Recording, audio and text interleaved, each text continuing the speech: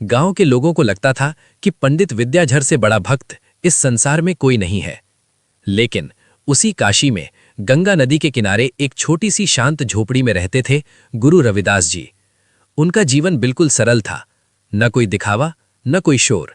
वे दिन भर मेहनत करते, जूते सिलकर अपना जीवन यापन करते और हर सांस के साथ प्रभु का स्मरण करते रहते थे। जब वे जूते सिलते तो उनका मन पूरी तरह परमात्मा में लीन हो जाता। वे कहते थे, मन चंगा तो कठौती में गंगा। वे अपने हाथों से कमाया हुआ भोजन गरीबों में बांट देते और यदि कोई भूखा उनके द्वार आता तो वे अपना हिस्सा भी उसे खिला देते और स्वयं पानी पीकर सो जाते। समय बीतता गया। एक बार काशी में भयंकर सूखा पड़ गया। पहली बार राजा विक्रमसेन ने महसूस किया कि उसकी शक्ति, उसका खजाना और उसका अहंकार प्रकृति के आगे बिल्कुल बेकार है। जिस राजा के एक आदेश से लोग कांपते थे, आज वही राजा आसमान की ओर देखकर मदद की भीख मांग रहा था। बारिश बंद हो गई, फसलें सूखने लगी और लोग परेशान हो उठे। राजा ने निश्चय किया कि भगवान को प्रसन्न करने के लिए एक विशाल महायज्ञ किया जाए। पंडित विद्याधर ने पूरे गर्व के साथ इस यज्ञ की जिम्मेदारी अपने ऊपर ले ली। 7 दिनों तक दिन रात मंत्रों का उच्चारण होता रहा, ढोल नगाड़े बजे और खूब पूजा पाठ किया गया। लेकिन आसमान में एक भी बादल नहीं दिखाई दिया।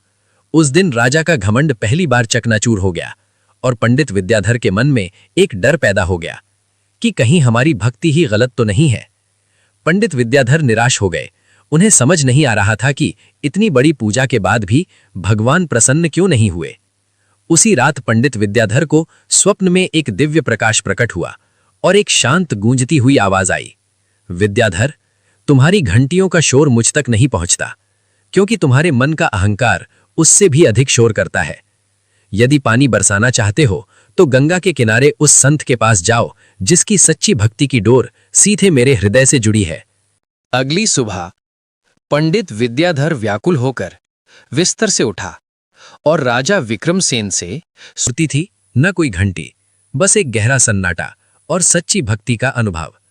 पंडित विद्याधर और राजा विक्रमसेन गुरु रविदास जी के चरणों में गिर पड़े। दोस्तों, आज पहली बार राजा सच में राजा नहीं था। वो सिर्फ एक साधारण इंसान था जो अपनी गलती के लिए क्षमा मांग रहा था।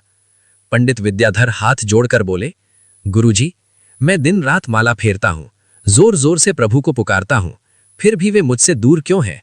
और आप बिना किसी पूजा पाठ के उनके इतने निकट कैसे हैं? गुरु रविदास जी